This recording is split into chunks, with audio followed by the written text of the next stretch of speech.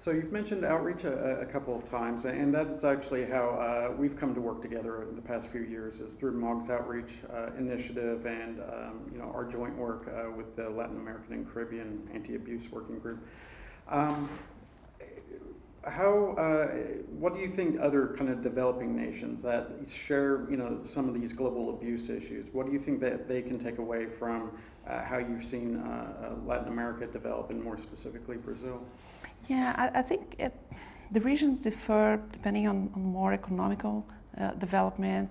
For example, if you see Latin America, I think Africa, some of the LDCs in Asia, networks, they have to go for low-cost equipment. So nowadays, low-cost equipment is really a challenge, because you usually have companies that don't have the history of software development and security practices.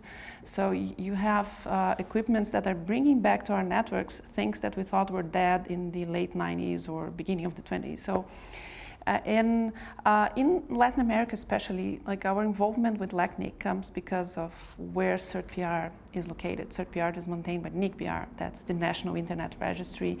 And NICPR was involved in the creation of LACNIC as a regional internet registry.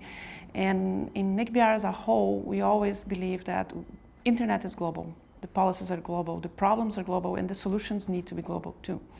So I think this is really important to go there and bring, but also to understand where they are. So all countries are very different, and we are trying to understand pretty much where they go. So one of the topics at the LACNIC Anti-Abuse Working Group worked for a while was the best practice that was published with MOG about CPEs and how to get better a checklist for buying CPEs.